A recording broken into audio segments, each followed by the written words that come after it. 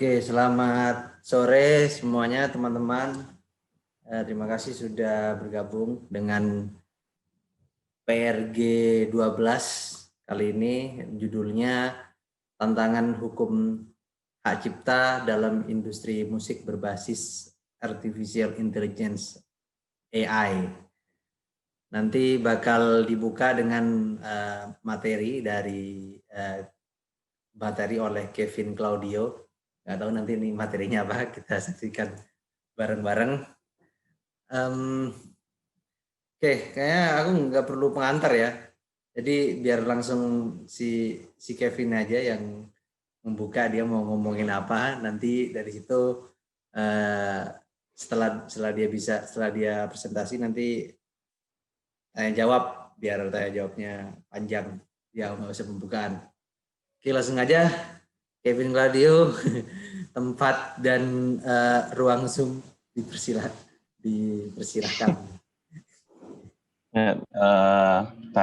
Share screen dulu ya.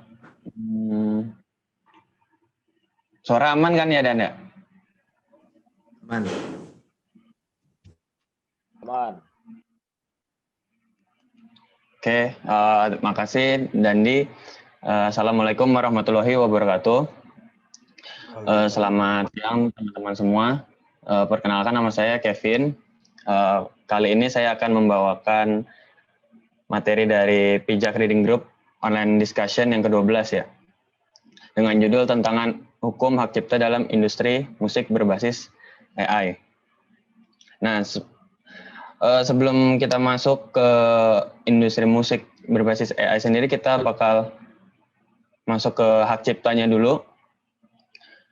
Nah, hak cipta ini adalah hak eksklusif pencipta yang timbul secara otomatis berdasarkan prinsip deklaratif setelah suatu ciptaan diwujudkan dalam bentuk nyata tanpa mengurangi pembatasan sesuai dengan ketentuan peraturan perundang-undangan. Itu udah ada di Undang-Undang Hak Cipta di Indonesia ini. Nah, hak cipta ini muncul ketika kita sudah mempublikasikan karya kita di medium-medium yang ada, kayak di media sosial, kayak Facebook, Twitter, Instagram, dan lain-lain. Nah, ini hak cipta ini atau copyright biasa kita temukan itu otomatis. Jadi ketika kita publish, kita posting, itu udah langsung kita memiliki hak cipta akan karya tersebut. Nah, ini pemegang hak cipta ini mempunyai banyak sekali hak-haknya. Itu kayak dia memiliki karyanya itu dan bisa untuk menyebarluaskan, lalu untuk mengizinkan ataupun melarang orang lain untuk memakai karya-karya dia sendiri. Nah, sesuai dengan undang-undang yang berlaku itu, ciptaan yang dilindungi itu ada foto, seni rupa, lukisan, buku, lagu, dan lain-lain. Nah, hak cipta ini juga ada hak lainnya, hak ekonomi dan hak moral.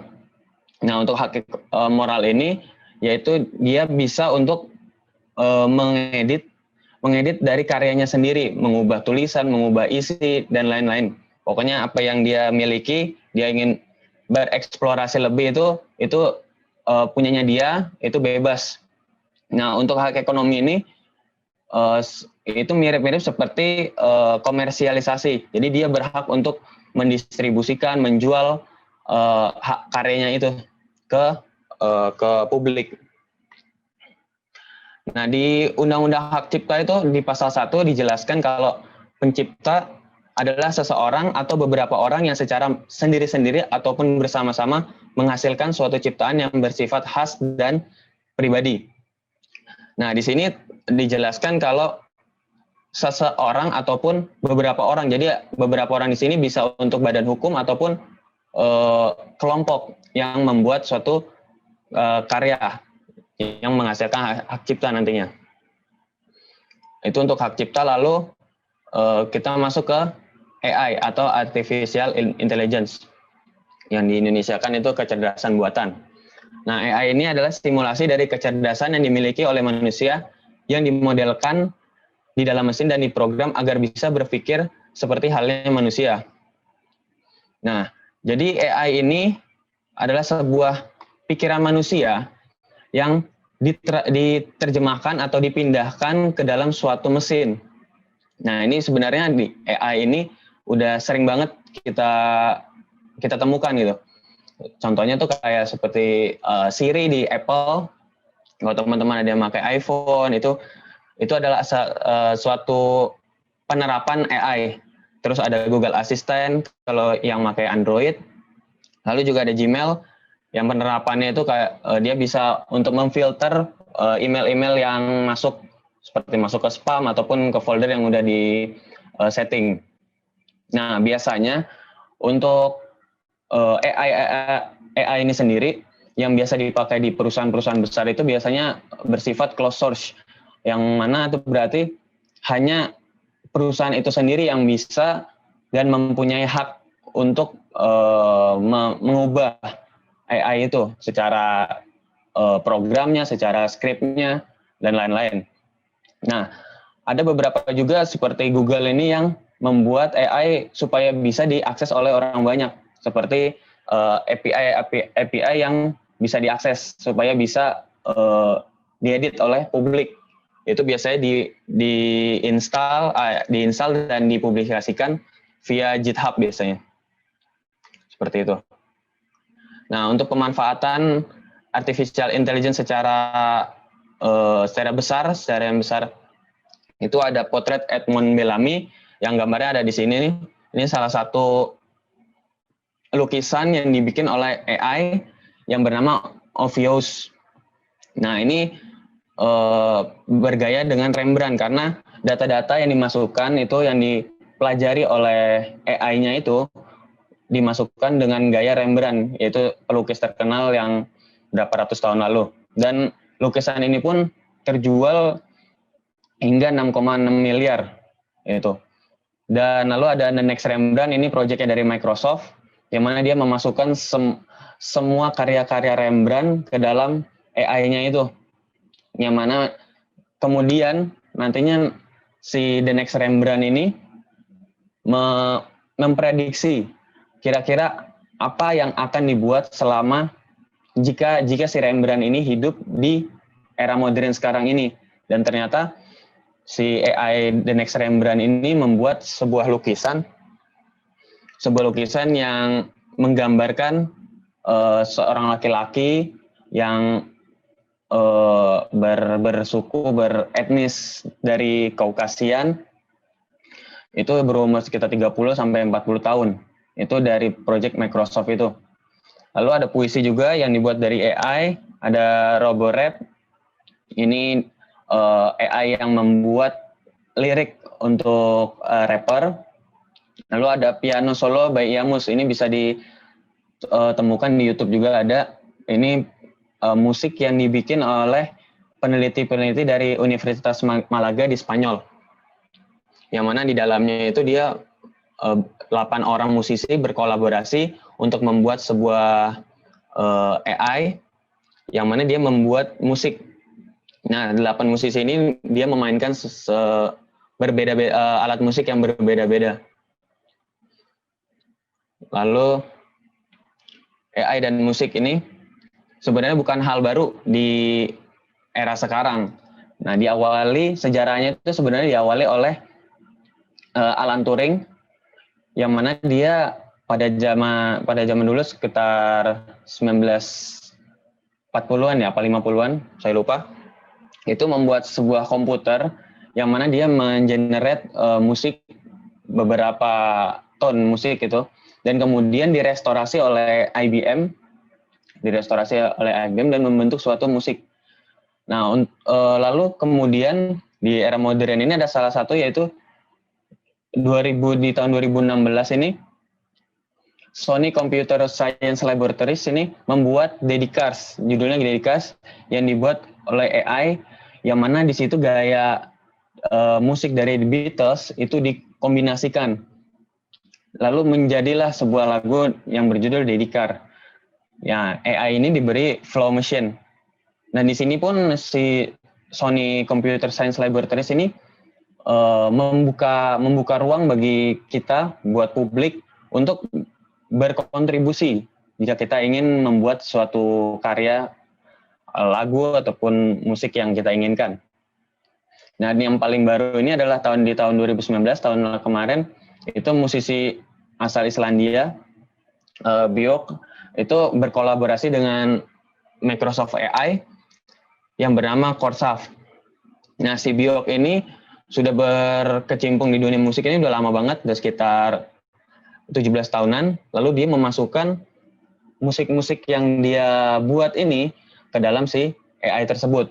Nah, lalu si AI ini membuat aransemen baru berdasarkan dengan musik yang telah di data-data si Björk ini, penyanyi ini, dimasukkan selama 17 tahun dan dia melihat cuaca yang ada di hotel Sister City itu sesuai dengan mood si cuacanya. Cuacanya moodnya lagi hangat, warm, si AI ini pun mengikuti si cuacanya ini dengan memainkan lagu yang warm juga, seperti itu.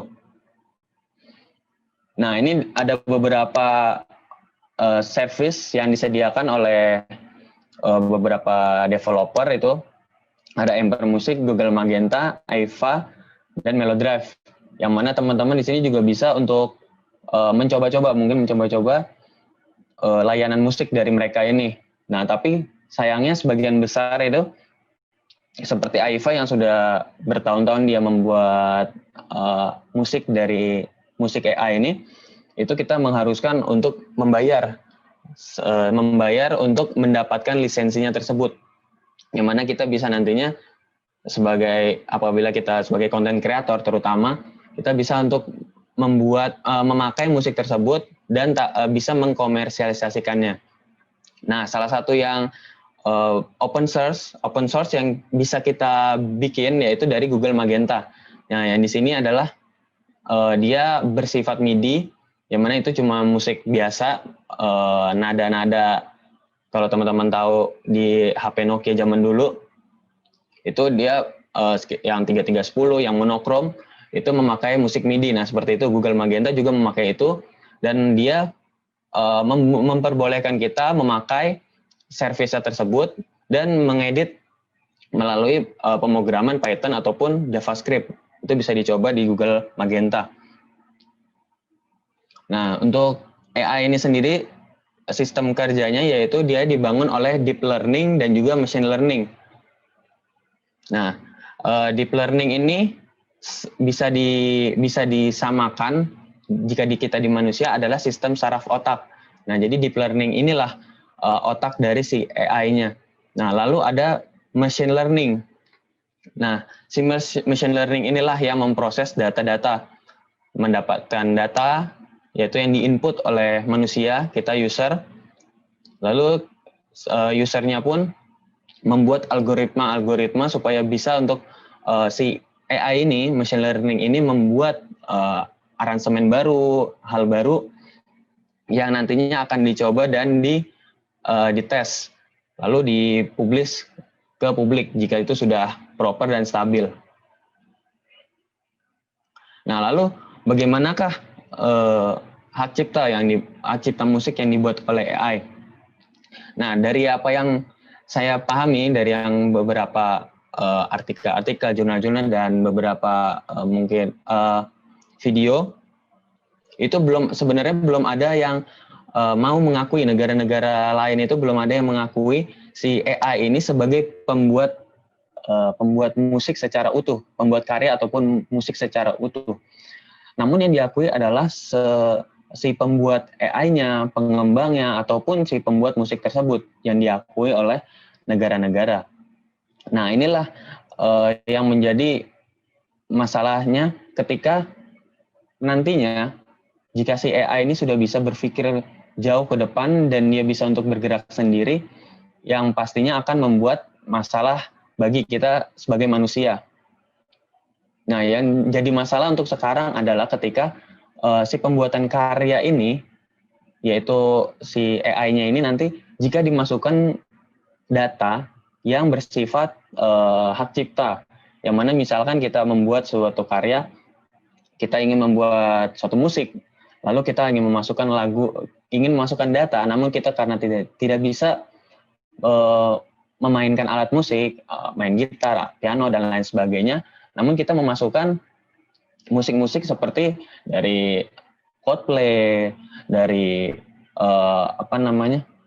dari Gigi, dari Armada seperti itu yang udah hak ciptanya udah ada dan hak patennya mungkin juga udah ada.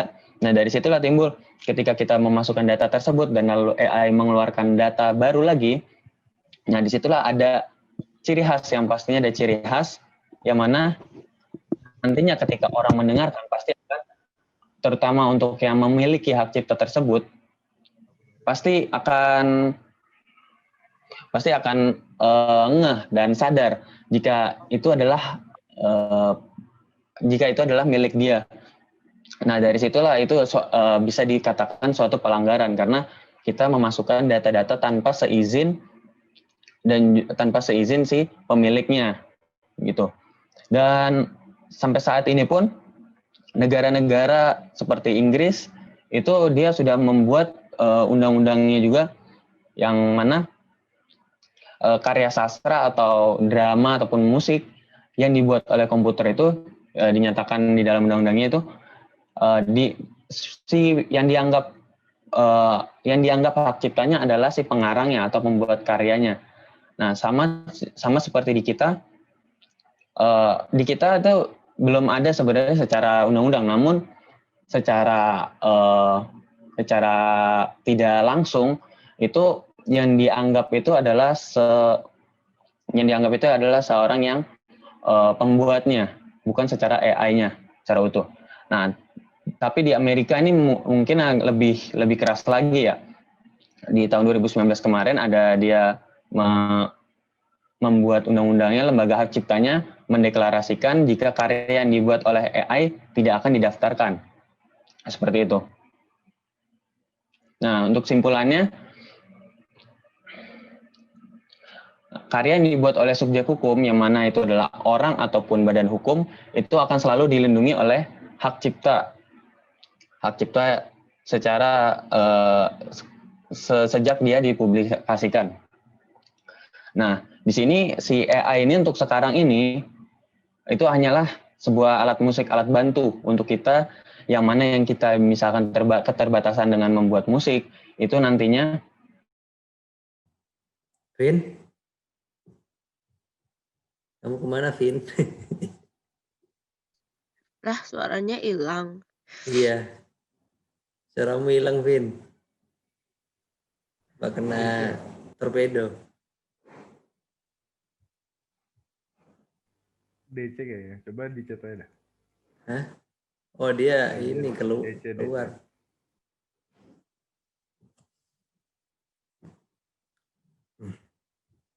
Kita tunggu dia masuk. Ini tidak pakai hak cipta itu sangat aman, tapi yang paling bermasalah ketika si data ini adalah milik orang lain, yang mana kita harus meminta izin atau bahkan kita membeli lisensinya tersebut. Ya, seperti itu. Mungkin segitu saja dari saya, pemaparan dari saya. Terima kasih. Mohon maaf apabila ada yang kurang berkenan dan salah. Terima kasih. Assalamualaikum warahmatullahi wabarakatuh. Waalaikumsalam warahmatullahi wabarakatuh. Waalaikumsalam warahmatullahi wabarakatuh. Oke, makasih Kak Vin presentasinya. Langsung aja ya. Ada yang mau menanggapi, bertanya, atau mungkin ada hal-hal yang perlu diperjelas yang dipresentasiin sama Kevin tadi. Silakan langsung open mic aja. Open mic. Ini aku nanggepin dikit ya. Ya. Dulu kan waktu kuliah tahun kedua tahun ketiga itu sering bikin video tuh. Nah, videonya kan biasanya pakai musik kan.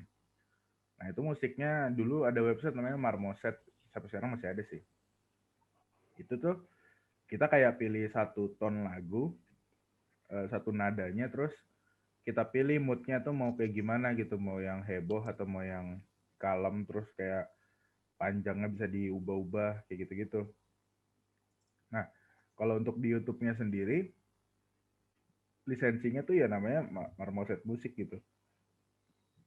Jadi kayak musik oleh Marmoset Musik. Jadi benar kata si Kevin, hak ciptanya tuh ke developernya gitu. Nah, cuman sebetulnya kalau ngomongin hak cipta, karena tadi kan kita misalnya nadanya tuh X gitu ya, tapi kan kita bisa otak-atik panjangnya, moodnya, terus segala macam. Nah, sebetulnya kayak hak cipta itu untuk musik apa sih sebetulnya di hak ciptainnya itu? Maksudnya yang di apa namanya? Yang dipatenkannya gitu. Karena dulu aku pernah nonton di mana ya? Kalau kayak misalnya masakan gitu resep. Resep itu bisa di apa namanya dibikin hak cipta tapi beda 1 gram aja bahannya udah beda gitu. Maksudnya itu resep yang berbeda gitu. Nah, sebetulnya kalau musik tuh kira-kira apa sih yang bisa dihak ciptain gitu? Kalau misalnya sebelum Eh, kita berbicara ke AI. ini aku ada referensi dikit tentang apa music copyright gitu lah ya. Mungkin bisa sambil dibaca gitu. Artikel pendek gitu. Kamu udah baca Udah belum? masuk kan? Tak, gitu. Oh, ya udah dong. Iya, coba kamu jelasin dikit kan. Jadi kalau dari ini sebacaku ya gitu. Kalau dari yang aku pahamin itu yang di apa ya, yang di define sebagai suatu apa ya? Ini yang dilindungin itu lebih ke gimana ya ngomongnya ya? Lebih ke komposisinya. Jadi kayak melodinya gimana, lirik kalau ada, ritmik, harmoninya gimana. Itu sih yang di-define sama mereka sebagai suatu kreasi gitu. Itu sih. Cuman kan elemen musik kan nggak cuman itu ya. Nuansa packagingnya kan juga termasuk. Nah, itu yang apa ya kalau kalau bahasa teknisnya itu mastering gitu. Jadi kalau yang sampai sekarang di-define sebagai kreasinya ya itu komposisi musiknya lebih ya bisa melodi, lirik, ritme sama harmoni. Itu sih. Soalnya kayak di dunia, maksudnya bukan di dunia AI ya. Sekarang aja lagu itu kan satu viral tuh cepet banget kan covernya kan. Nah itu Iya pakai TikTok Iya. ya. ya kalau TikTok kan jelas yang nyebar tuh satu lagunya gitu. Maksudnya walaupun di DJ-in ya apa di koplo kuadrat tapi intinya yang nyebar tuh satu lagunya itu gitu. Kalau Benar. misalnya yang cover tuh kan ada yang pakai gitar, ada. Dulu tuh aku pernah, itu siapa ya musisi yang ngomong? Cover itu kalau genjreng-genjrengan di tongkrongan gitu, terus direkam gitu cover. Tapi kalau udah sampai bikin video klip ya namanya nyuri gitu. Oh, itu ini Tuh, Ponky Barata tuh. Dia salah iya, salah satu di Indo yang concern lah sama hal itulah. nah iya makanya. Jadi sebetulnya yang bisa dihak ciptain itu satu masternya doang itu gitu. Eh Semahamanku sih iya gitu. Soalnya dulu Itu apa sih. sih yang dulu lagunya Gigi yang Pintu Sorga kan sama kayak Bang Toyib tuh. Nah, tapi dia Iya bilang benar. memang itu lagu dari mana? Dari Syria apa ya? Maksudnya kayak lagu-lagu daerah atau lagu apa gitu yang dari sana. Ya memang itu dalam tanda kutip ya, jiplak gitu. Makanya banyak yang mirip kan. Bang Toyib mirip, ya Toyiba mirip, Pintu Sorga mirip gitu. Nah itu jadi maksudnya batasan si itunya tuh gimana gitu loh. Apa ujung-ujungnya tuh hak cipta tuh nggak ada, adanya ya udah tahu-tahu diri aja gitu loh.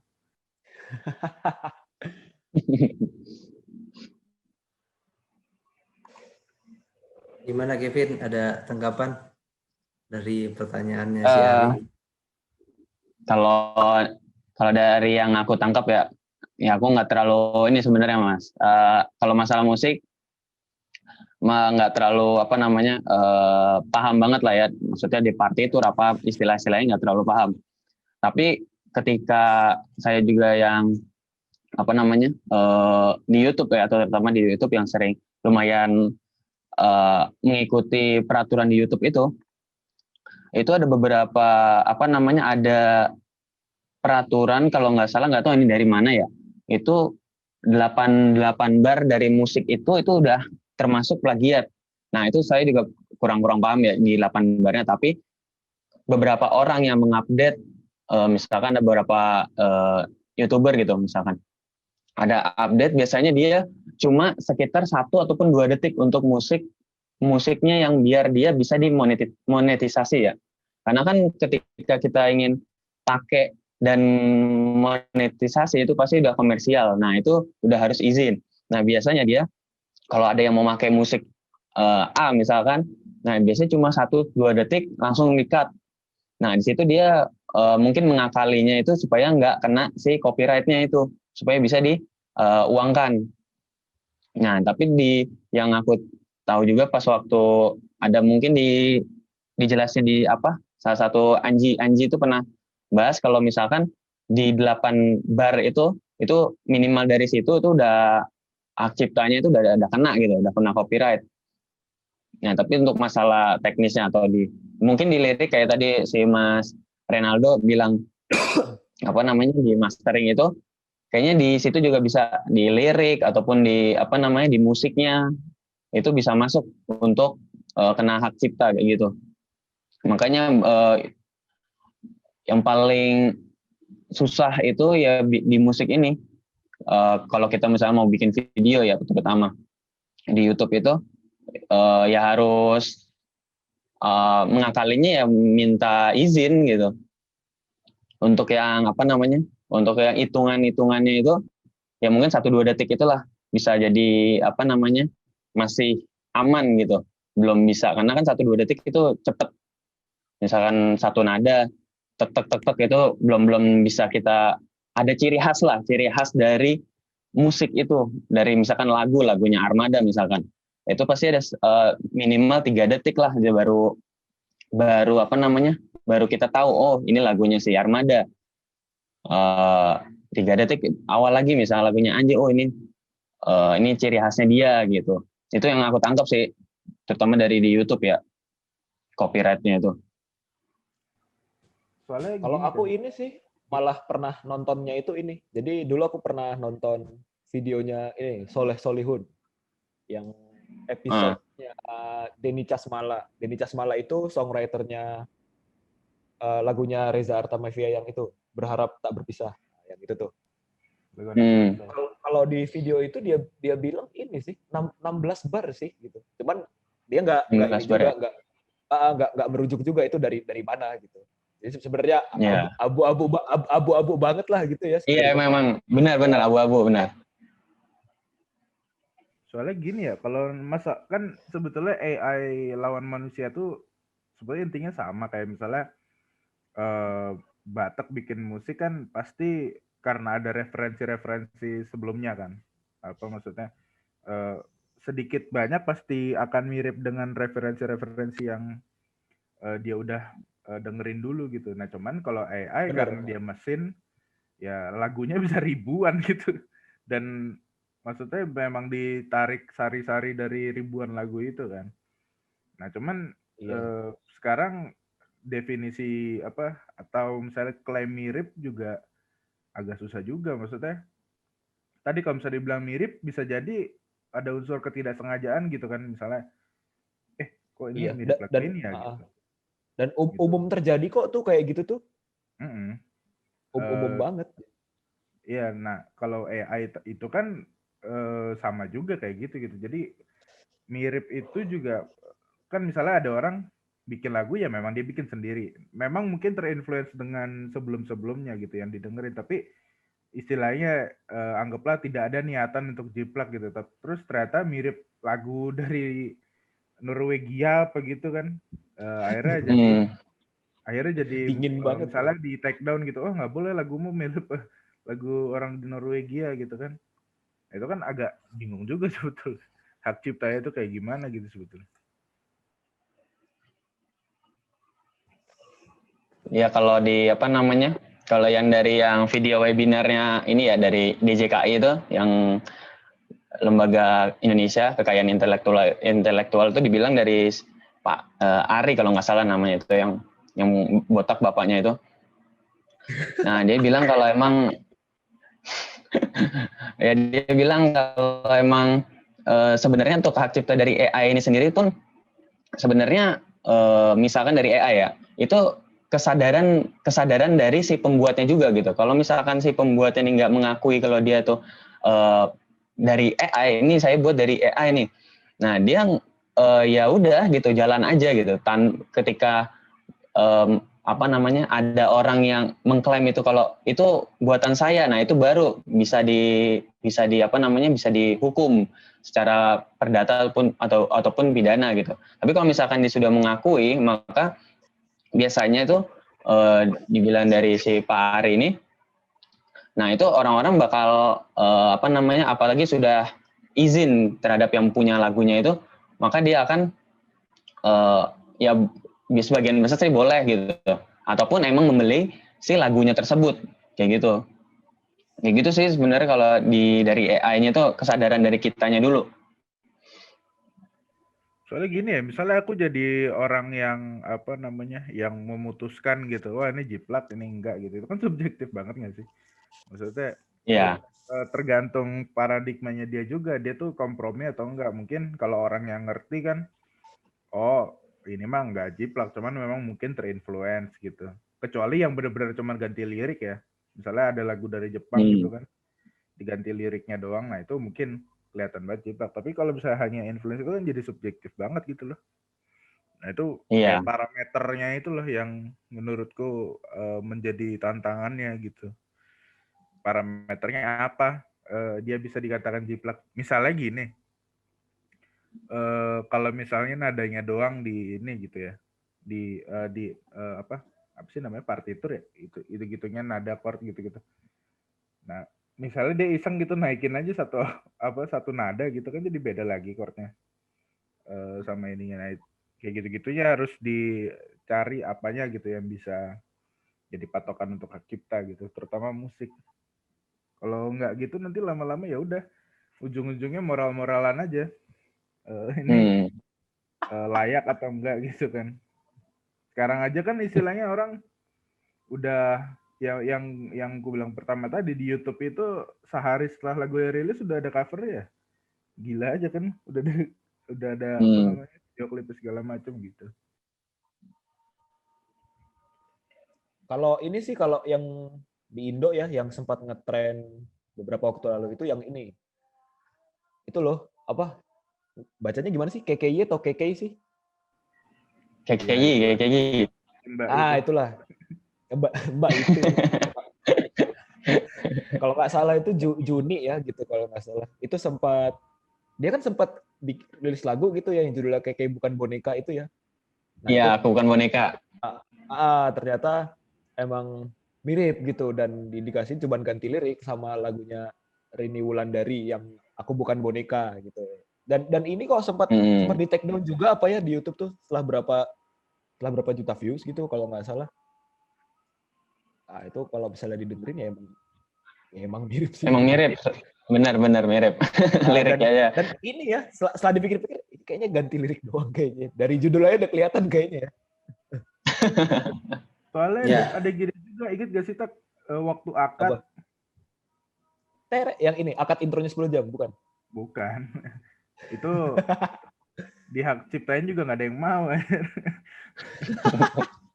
Dulu yang jadi akad tuh udah upload duluan. Tapi lupa aku terkena copyright apa ya? Copyright videonya apa? Oh, sempat. Enggak, yang covernya kalau nggak salah ya. Enggak, bukan yang enggak, maksudku yang orinya. Yang orinya. Oh, yang officialnya ya. Aku lupa ada copyright, bukan copyright ya. Foto di videonya apa-apa gitu. Pokoknya intinya jadinya di take down. Terus kan si Hanin dia ya, siapa sih namanya? Siapa gitu. Pokoknya Yang upload cover ya. Nah, akhirnya nama dia yang naik gitu, malah jadi view-nya lebih banyak daripada akad yang original kan. Nah itu kalau misalnya duluan tapi ada sistem take down gitu, itu jadi gimana tuh ya? Maksudnya kan akad udah ngupload duluan yang Payung Teduh, terus di take down. Terus akhirnya ada orang lagi yang cover, itu yang nomor 1 view-nya gitu sekarang. Nah akad baru nyusul gara-gara baru dibenerin kan. Iya benar. Jadinya gimana gitu. Kan repot juga gitu kan, masa gara-gara aku malah baru tahu nih yang kasus akad nih. Dulu sempet rame tuh gara-gara itu. Sama bahasnya etika cover waktu itu kan Ya, pernah DK rame cover. tuh yang Anji akhirnya bahas juga kan itu gara-gara etika cover kan. Ya, Ya itu yang OPL akad itu ada komentar OPL.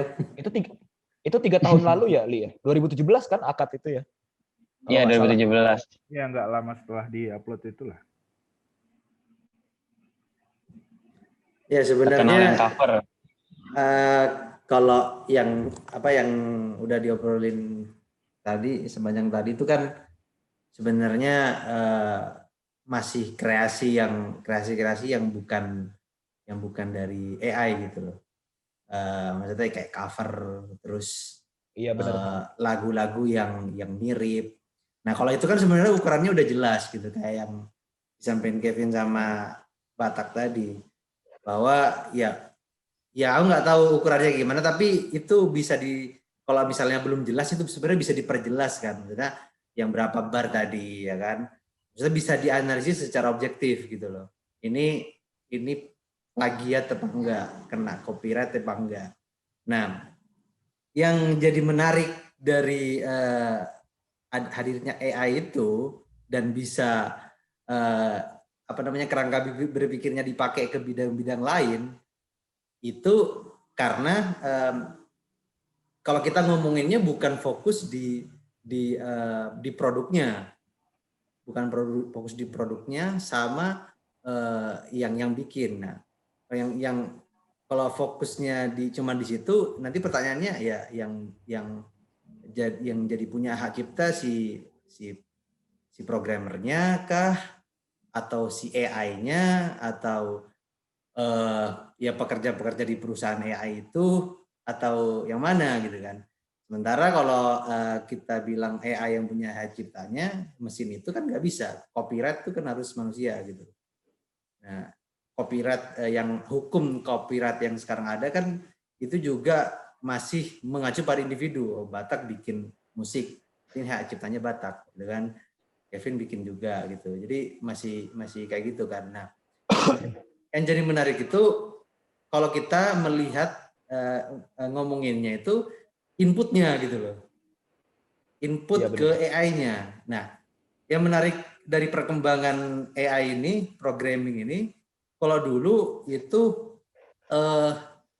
apa namanya yang dikembangkan itu programnya, ya kan? Programnya dikembangkan untuk membuat musik, lalu nanti apa namanya ya nanti disetel diatur membuat musik apa. Nah, perkembangan programming sekarang itu malah mengacunya ke data. Jadi data dulu yang dikumpulin gitu kan. Data yang Makasa Big Data itu programnya itu nanti malah memprogram datanya gitu. Jadi programnya itu kayak enggak programnya yang mengikuti itu bukan programnya yang mendahului. Ngerti enggak? Iya, Jadi benar. kita kayak memodelkan datanya, ya, melihat topografi datanya, itu jadi program. Nah itu jadi nanti yang menghasilkan musik. Nah kayak tadi Ali bilang, kalau yang musik yang diciptain, yang keluar dari AI itu kan nanti ngukurnya gimana? Ini maksudnya kita mengukur kontribusi, misalnya yang di input nih nggak semuanya open source, nggak semua musik yang public domain, tapi ada yang udah ada copyrightnya misalnya kan. Nah, misalnya aku punya perusahaan AI, aku pakai musiknya Batak yang ada copyrightnya gitu kan. Nah, untuk mengukur seberapa besar kontribusi musik Batak buat nanti musik yang dihasilin sama AI itu kan nggak bisa diukur gitu loh, ya kan? Seberapa besar sebenarnya kontribusinya, dan itu juga nggak bisa dilihat dari ini nanti dianalisis mirip enggaknya, karena maksudnya kemajuan dari AI itu dia benar-benar baru musiknya gitu loh nanti. Dan kayak tadi Adi bilang juga itu nggak cuma 1, 2, 3 lagu tapi udah ribuan gitu loh, ya kan. Nah yang jadi menarik di sini dari apa ya, perubahan konsep hak cipta itu gitu loh. yang menurutku menarik dibahas. Karena hak cipta yang selama ini diterapin di berbagai negara itu per individu gitu loh. Oh, Batak punya hak cipta untuk lagu ini, ya kan? Ya, si Kevin punya untuk lagu ini. Nah, sementara kalau musik yang diproduksi oleh AI itu nggak bisa kayak gitu, karena itu udah banyak sekali lagu yang diinput gitu loh. Dan yang kalau copyright itu kan sebenarnya untuk menghargai kreativitas ya kan? Kita ngomongin kreativitas di sini. Nah, sekarang pertanyaannya, yang kreatif siapa gitu loh dalam proses AI memproduksi musik ini. Sekarang pertanyaannya yang kreatif siapa coba, ya kan? Apakah AI-nya? Ya enggak, AI itu cuman mesin, ya kan? Apakah programmernya yang kreatif, ya kan?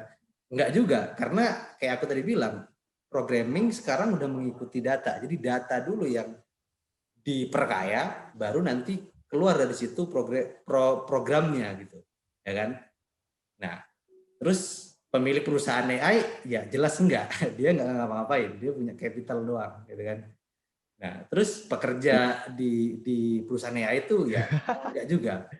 Nah, sekarang kan ya bisa jadi yang kreatif itu bahannya gitu loh, bahan bakarnya gitu.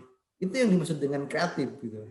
Tapi yang sudah menjadi sebenarnya jadi benda mati.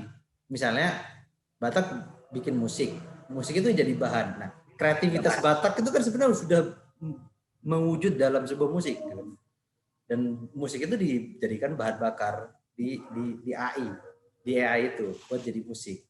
Nah, jadi yang paper yang jadi bahan diskusi ini kan yang aku share di grup itu kayak membahas itu bagaimana kalau kita mengubah paradigma copyright, itu bukan lagi individu, tapi ini berbasisnya common, kolektif. Jadi yang dipakai itu sebenarnya kreativitas kolektif gitu. Jadi bukan lagi kayak jadi bukan kayak Meriah banget ya. Jadi bukan kayak aku memakai kreativitas Batak, enggak gitu. Aku memakai kreativitas misalnya sekelompok musisi Indonesia gitu. Jadi sudah ngomonginnya itu kolektif gitu. Jadi copyrightnya juga seharusnya dibuat kolektif, misalnya dengan mempajaki perusahaan-perusahaan AI perusahaan-perusahaan musik yang berbasis AI ini yang udah mulai bermunculan, meskipun masih sangat sedikit ya pasarnya, tapi melihat investasi yang besar-besaran ke perusahaan itu sebenarnya ekspektasi keuntungan untuk masa depan tuh sebenarnya besar gitu. Misalnya gitu. Tapi juga bisa misalnya ya dibuat dengan pemilikan kolektif dari para musisi gitu. Ini kan sebenarnya ngomongin masa depan musisi udah ya. Gitu. Nah, terus benar. Nah, yang aku bilang tadi ini sebenarnya bisa dibawa kerangka berpikirnya ke bidang-bidang lain, itu juga contohnya misalnya kayak gini. Kalau kita ngomongin Gojek, Grab gitu, ya kan? Kita akan bilang bahwa mereka kreatif karena bisa mengelola perjalanan yang sebegitu besar, bisa terkoordinasi dengan baik gitu kan. Koordinasi antara driver dan para pengguna ojek online ini. Nah, karena pertanyaannya juga kayak gitu kan. Nah, yang kreativitas nih di sini apa gitu? Apakah programmer Gojek atau pemilik Gojek atau pekerja Gojek atau orang-orang yang punya data perjalanan itu gitu.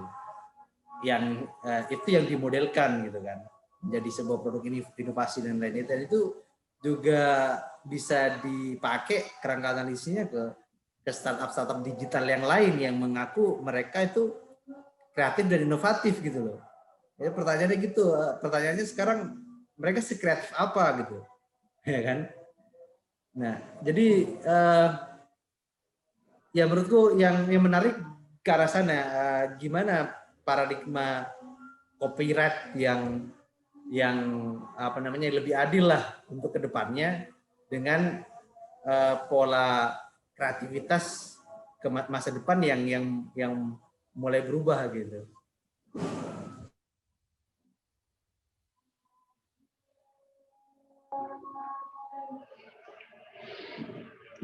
Iya ya, Ya, harus eh paradigmanya harus berubah iya ya. sih menarik. Siapa nih? Oh, esok.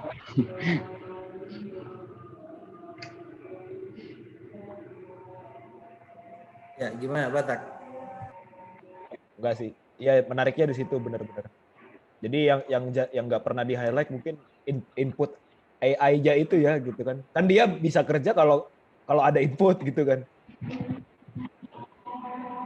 Iya, gimana Kevin? Iya benar. Untuk inputnya ini dari yang sebenarnya di jurnal itu udah dijelasin, tapi aku belum nggak nangkep sampai ini ya, apa namanya, yang si kolektifnya tuh. Nah, tapi emang kalau misalkan dibilang untuk kreativitas, ini kan emang AI untuk sekarang susah banget ya untuk kalau kita individu ataupun cuma beberapa orang itu membuat sebuah AI yang otomatis gitu. Memang harus si perusahaan besar gitu yang ini, karena kan emang kayak contohnya tadi si Sony gitu, terus ke Google yang bikin AI gitu. Nah dari perusahaan inilah kalau menurutku emang si perusahaan lah yang sebenarnya itu kalau masalah kreativitas ya itu berarti bukan ke beberapa orang lagi, itu berarti udah ke, menurut aku sih misalkan si Google yang bikin. Nah itu berarti kreativitas si Google-nya yang membuat sebuah algoritma dari inputan itu supaya menjadi hal yang baru gitu. Sama juga kayak apa namanya, misalkan startup dia membuat sebuah inovasi gitu.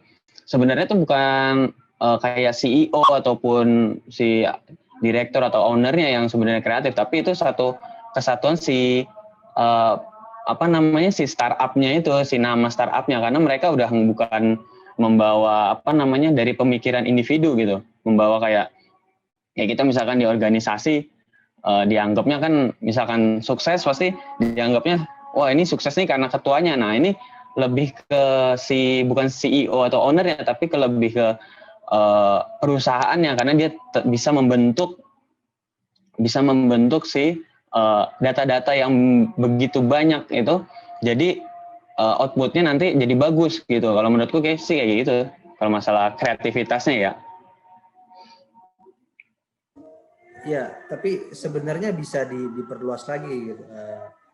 Sebenarnya nggak apa ya, sebaiknya nggak terbatas cuman kita melihat perusahaan itu yang apa namanya yang punya kreativitas. Misalnya nggak cuma pekerja-pekerja di perusahaan AI itu.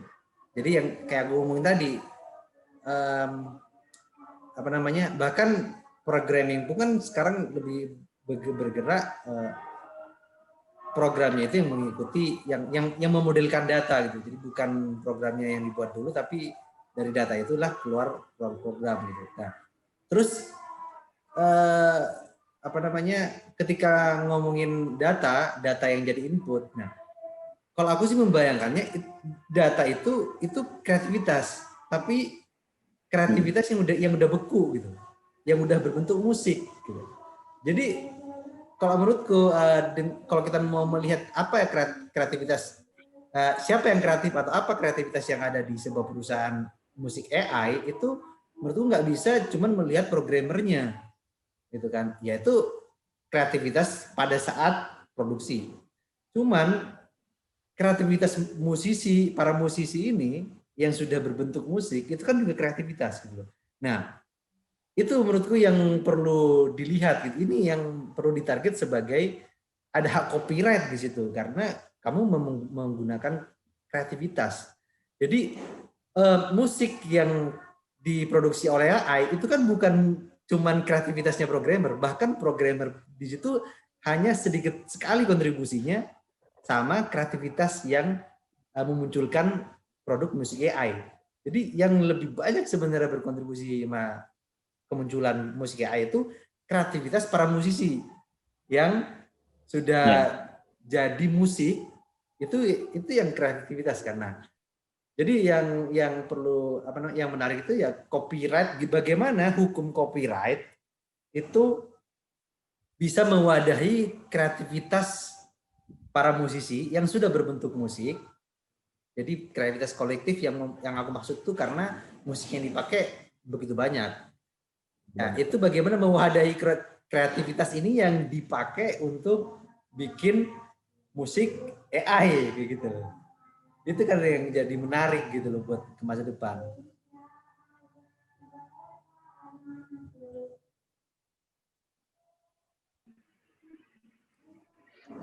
Dari yang kemarin yang aku ada satu ada di video yang itu ya di Amerika itu ada yang namanya dari Bloom ya kalau nggak salah. Dia kayak yang aku tangkap tuh kayak dia menjelaskan kalau misalkan dia membeli si lagunya itu sebenarnya. Nah, si lagunya ini dia beli. Istilahnya gitu ya? Iya, beli. Dia beli. Jadi dia udah memiliki kalau di musik ya mungkin haknya buat dia untuk mengubah itu. Lalu dia bisa mengeluarkannya tanpa ada si hak ciptanya bawa lagi gitu. Si hak cipta musisinya karena dia udah beli si musisinya gitu. Nah, terus si Bloom ini kan sama kayak si Aiva gitu ya, kita bisa bikin musik dengan semau kita gitu. Nah, karena dia udah membeli itulah memang dia sudah memikirkan gitu si Bloom ini nantinya kalau dia udah beli ya ibaratnya udah membakar uang lah ya, dia udah membakar uang untuk membeli musik sedemikian banyak supaya bisa jadi sampel nantinya ketika kita membuat sebagai user ya, end user, kita bikin musiknya itu. Nah, dari situlah kita membeli. Makanya si Bloom ini dia sebagai dari sisi bisnis ya, dari sisi bisnis dia bilang kayak gitu. Kalau kita beli ini kita nggak akan dapat masalah si copyright karena kita udah beli copyrightnya dia gitu. Dari sisi bisnisnya dia. Ya, maksudnya kalau dengan operasi yang kayak gitu bisa nggak masalah. Cuman kan yang jadi masalah Kevin ini ya masih. Tapi ini emang dibantah. Ya. Lanjut Vin. Tadi agak. Udah. Mas Kevin sinyalnya merah tadi ya. Nah. Lanjut lah, tunggu bentar. Udah lancar. Tadi. Udah. Ulangi lagi aja. Ya itu tadi kalau dari sisi si musisinya itu emang dia dia menentang si pemikiran si dari Bloom ini CEO karena dia emang bilang ya kita memang udah dibeli tapi hak moralnya itu tetap harus ada sebenarnya gitu, hak dari yang kreativitas khasnya, ciri khasnya dari musik itu emang dia pengen ngebawa ini gimana gitu. Dan emang sampai akhir pun itu emang mereka ketika berdiskusi pun emang belum ada titik temunya gitu. Dan di situ menariknya emang dibawa menarik si musisinya emang mau nggak mau dia ya kalau misalkan kita nggak berdamai gitu, ini bakal yang misalkan satu musisi nanti bikin lagu pengen terkenal juga susah gitu. Sedangkan AI ini bisa membantu dia secara individu buat mempublikasikan lah, membuat dia terkenal gitu. Nah itu sih emang ya itu kayak hukum itu selalu yang aku tahu tuh hukum kayak selalu tertinggal dari teknologi. Mungkin harus ada teknologinya dulu nanti gitu, baru nanti hukum mengikuti. Gitu sih. Gimana Batak? Ya sama sih menurut kalau sepemikiranku ya, kalau misalnya AI itu udah dapat input, kalau inputnya itu berupa anggaplah musik-musik sebelumnya gitu ya. Kalau misalnya orang atau lembaga yang membuat AI-nya itu emang udah beli gitu kan, misalnya beli sampelnya atau apa aja gitu. Kalau menurutku itu nggak masalah sih, cuman ya itu kan baru kalau dari hak cipta tadi kan hak bisnis sama hak moral. Mungkin yang belum terjamah sekarang itu sih hak moralnya itu. Itu menurutku. Hak moral maksudnya itu gimana tuh? Maksudnya gimana tuh? Jadi ya Nggak emang paham udah aku. minta izin, cuman kan maksudnya secara duit udah dibeli gitu kan, kayak tadi dijelasin Ah, Kevin. Cuman kan itu baru ini ya, baru oh, baru nggak apa ya dikasih ibaratnya tahu hak kalau hak kalau mau dibikin lagu ah, gitu, maksudnya. hak pakai lah gitu kan. Oke, kamu boleh pakai Hmm. laguku untuk ini. Cuman kan hak moral tadi kayak wah ternyata lagunya mau tanda kutip mau diceletotin buat untuk keperluan lain gitu. Gitu loh maksudnya. Itu Ya, sih yang aku tangkap dari Kevin sih tadi itu. oh, iya Benar emang juga itu tuh. juga berkaitan dengan ini sih ya, sama namanya relasi kekuasaan gitu. Misalnya kayak yang aku baca itu kan, misalnya Spotify sekarang eh, artis-artis tuh atau produser-produser mandiri itu udah bisa ngupload sendiri kan ya. Bisa Hmm. banget. Iya. Nah, maksudnya yang aku baca itu juga apa namanya, kayak eh, kan Spotify ini sekarang udah kayak jadi kebanyakan orang tuh mengakses musik ya. Jadi mau nggak mau kan musisi kalau biar musiknya didengar ya masukin Spotify gitu loh. Nah, Benar. sementara di Spotify itu Spotify-nya kan akhirnya bisa memaksa gitu, bisa memaksa ini nanti juga akan bisa dipakai gitu loh, untuk dipakai Spotify untuk misalnya mentraining algoritma mesin learningnya gitu, mentraining AI-nya. Nah, dari sini menurutku pertarungan kekuasaannya itu main gitu loh. Nah, itu ya yang menurutku pentingnya paradigma copyright itu dibahas secara serius gitu. Karena itu butuh negara kan, butuh negara yang intervensi. Gitu. Benar. Kan nggak bisa misalnya negara Indonesia misalnya ngomong ke Spotify, nggak bisa kamu apa namanya menentukan aturan yang sepihak kayak gitu loh. Karena itu berhubungan dengan kreativitas yang nanti nilainya sangat berharga itu untuk membuat musik-musik baru yang menggunakan AI gitu. Jadi ketika negara punya paradigma copyright ya nggak lagi per individu, tapi memahami dunia ini bahwa ada namanya apa namanya butuh copyright yang kolektif, ya kan? Itu kan negara bisa bisa hadir dan memaksa. Itu kan udah main kekuasaan politik gitu kan. Nah, ya itulah menurutku pentingnya ngomongin copyright, paradigma copyright yang berubah. Dan juga bisa diterapin di bidang-bidang lain menurutku. Misal kayak ya tadi kayak ojek online ya. Menurutku apa namanya perjalanan driver. Jadi bagaimana driver misalnya memilih jalan ini, memilih jalan yang lebih singkat ya kan, atau masuk gang, itu kan kreativitas gitu. Menurutku itu kreativitas dan itu kreatif gitu loh. Ya kan? Dan itu data itu dipakai oleh Gojek untuk mentraining datanya, ya kan? Nah, selama ini kan itu nggak masuk radar bahwa ini ada harganya gitu loh, kreativitas para driver. Jadi kalau kita ngomongin pekerja kreatif, menurutku para driver ojek online itu kreatif, itu pekerja kreatif. Para orang-orang yang berdagang online di Shopee, Tokopedia dan lain-lain itu orang-orang yang kreatif gitu loh. Menurutku itu pekerja kreatif, ya kan? Dan masalahnya pemahaman kita tentang kreativitas dan siapa pekerja kreatif itu hanya terbatas ya orang yang bisa desain grafis, orang yang apa namanya berkecimpung jadi musisi, ya kan, artis atau Iya. yang menggambar. Nah, menurutku definisi pekerja kreatif yang kayak gitu itu sangat sempit dan itu enggak maksudnya enggak berguna, enggak terlalu berguna gitu. Maksudnya perlu perluasan yang namanya pekerja kreatif gitu loh. Ya, jadi pekerjaan apa yang kreatif ya? Supir, driver Gojek dan Grab itu kreatif, itu pekerja kreatif.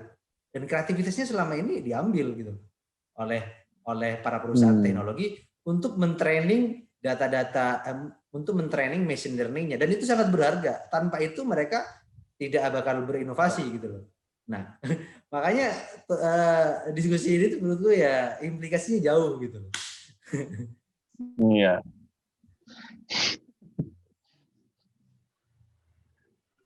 Tukang parkir Mungkin perempatan tuh pekerja kreatif sih. Ya, ah jadi Semua orang kreatif iya, sebenarnya. iya maksudnya, nah itu dia. Jadi apa namanya?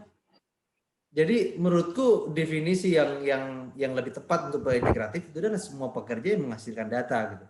Misalnya apa namanya kasir Indomaret yang kerjaannya menginput-input billing itu, maksudnya input-input belanjaan, itu pekerja kreatif karena mereka memproduksi data dan data itu bisa dibuat training machine learning gitu. Jadi mereka itu pekerja kreatif.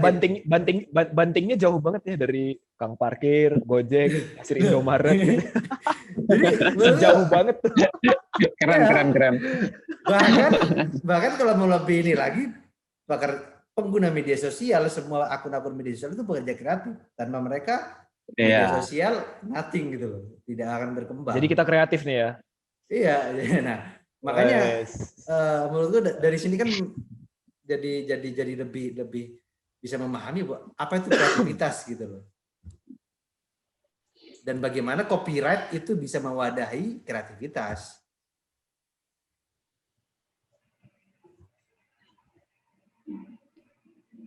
Ya sih mungkin kalau dipikir-pikir ini ya, hal ini terlalu Indo masih terlalu dini kayak ya. Buat Indo gitu paling enggak gitu ya. Iya. Ya. Masih Tapi sempit, terlalu sempit. Tapi statement-statement kayak gini kan yang bikin kita selalu ketinggalan ya. Kita harus melompat. Benar. Kalau balik lagi ke musik gitu, yang aku alamin gitu ya. Sekarang misalnya nyerempet AI sama musik, kan AI itu kan sebenarnya nggak di musik ya nggak sebatas cuman waktu bikin melodi atau apa gitu kan. Sekarang itu di musik itu juga banyak software yang misalnya kayak meniru satu produk tertentu, misalnya ada perusahaan X gitu niru gimana sebuah ampli dari merek ini, nah itu gimana cara ngolah audionya sama gitu, misalnya kayak gitu. Itu kan AI juga sebenarnya. Nah, Indo itu masih, kalau sekarang itu fasenya kalau yang aku rasain masih berkutat di situ sih. Belum ke kayak penciptaan musik oleh AI-nya sendiri gitu, tapi lebih masih ke gimana AI mendukung proses produksinya. Itu sih yang dari yang aku alamin sih. Mungkin kalau kreasi, mungkin kalau penciptaan musik lewat AI mungkin baru berapa puluh tahun lagi Indo baru concern kayaknya ya gitu. Jangankan di Indo, jadi di Eropa aja itu belum sesuatu yang normal, belum sesuatu yang umum gitu. Dan karena itu masih bentuknya startup kecil, tapi dengan melihat injeksi dampaknya atau dengan melihat injeksi kucuran dana investasi ke perusahaan-perusahaan itu, jadi kita bisa melihat kan bahwa sebenarnya ini potensinya untuk masa depan itu luar biasa gitu loh. Jadi ketimbang kita akhirnya terlambat gitu kan, jadi setelah itu ada kayak kata Kevin bilang itu maksudnya memang hukum kayak gitu, memang maksudnya ketika itu ada baru bisa kita ribut ngobrol itu gitu loh. Nah, mumpung itu masih belum menjadi sesuatu yang umum gitu ya kan, dan itu masih belum startup tapi ternyata dapat investasi yang gede-gedean. Nah, itu kan penting untuk memahami dulu sebenarnya cara kerjanya mereka gimana dan secara prinsip bagaimana. Dan nggak cuma musik, ke semua bidang sebenarnya, karena sebenarnya modelnya kan sama semua sebenarnya. Dan dalam sisi ini mereka sebenarnya tidak kreatif, sama kayak Twitter yang bikin story gitu kan, mereka sangat tidak kreatif gitu loh. Iya kan? Jadi menurutku Silicon Valley culture itu sangat tidak kreatif karena mereka itu sebenarnya prinsipnya semua sama. Mereka cuma memasang banyak sensor ke semua bidang kehidupan, memodelkan, lalu menawarkan produk gitu.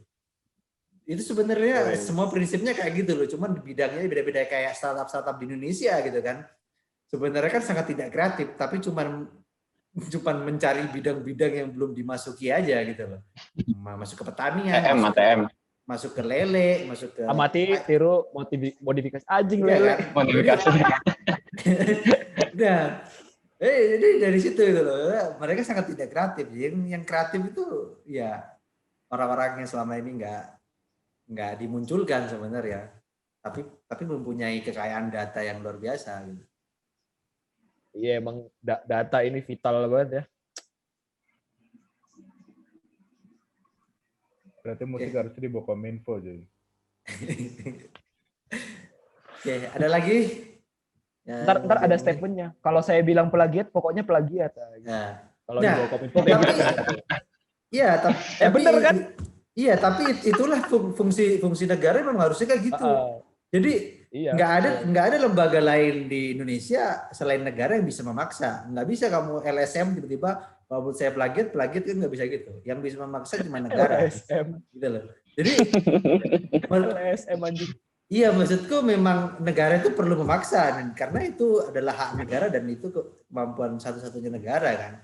Nah, yang jadi pertanyaan adalah mereka memaksa ke arah mana. Nah, itu yang jadi perdebatan kan. Itulah fungsinya masyarakat sivil dan organisasi di luar pemerintahan untuk mengarahkan kepentingan pemerintah gitu loh. Kamu memaksa apa dulu gitu kan. Kamu memang harus memaksa gitu. Tapi maksanya apa gitu kan.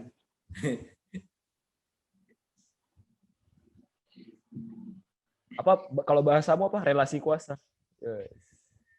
Ya itu bahasa yang biasa aja di anak-anak sospol jadi. Bahasa Oke, kirain bahasa Sapudi ya. Kagak lah. Mungkin kira bahasa kerajaan. Aduh, takut. Ya udah Vin, langsung aja kalimat penutup apa nih? Untuk diskusi kita sore ini yang luar biasa ini meskipun cuma berempat tapi sangat intens ya. Lumayan lah, dapat insight Gojek lah, lumayan mantap. Jadi kamu sekarang tahu ya siapa yang kreatif gitu ya. Iya, saya benar, setuju aku. Apa namanya ya, kayak apa medsos itu apa ya nggak kreatif gitu, kayak awalnya kan Snapchat gitu contohnya ya, Snapchat ngikutin IG story lah, dikit WhatsApp story, sekarang si Fleet Twitter gitu.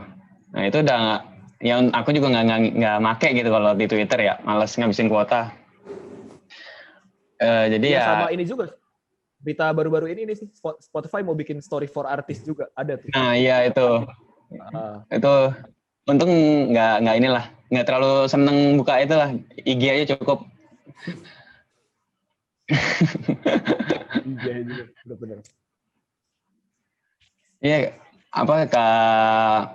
ya makasih aja lah buat semuanya. Saya juga dapat insight baru lah untuk sekarang ini. Terutama ini Mas Dandi mantap nih. Apa namanya? Ibarat dari Gojek lah sampai kasir dapat gitu. Ya mungkin nanti beberapa puluh tahun ke depan mungkin kita baru beberapa tahun ke depan mungkin kita baru nemuin lagi kayak gini gitu. Tapi setidaknya kita udah lumayan ngerti lah sedikit banyaknya tahu kalau sebenarnya ini bakal jadi masalah juga gitu kalau kita nggak ada tindakan gitu untuk si AI ini. Yang kalau jeleknya parahnya nanti bakal jadi kayak di film itu Terminator atau bahkan sampai Her lah, yang sampai kita pacarannya sama komputer gitu. Jangan sampai itu gitulah. Jangan. Batak nggak apa mau. Itu aja sih ada. Timbang nggak dapat. Aduh. Gitu aja. Oke, makasih Kevin. Makasih banyak. Makasih semuanya yang sudah bertahan sampai akhir. Jangan kapok ikut PRG selanjutnya karena PRG selalu berkualitas obrolannya. Oh jelas, mantap nih. Oke. Wah, ngomongin siapa nih yang nggak berkualitas nih? Apa? Ngomongin siapa nih yang nggak berkualitas nih kalau boleh tahu? FDS nggak berkualitas konten-kontennya. Oke. Ya, terima kasih semuanya. Sampai jumpa di PRG 13. Thank you. Thank you Mas. Terima kasih Kevin. Thank you Mas. Thank you Mas Dandi. Thank you Mas Renaldi. Mas Ali, Mas Dandi. Yuk. Yo, kasih Vin.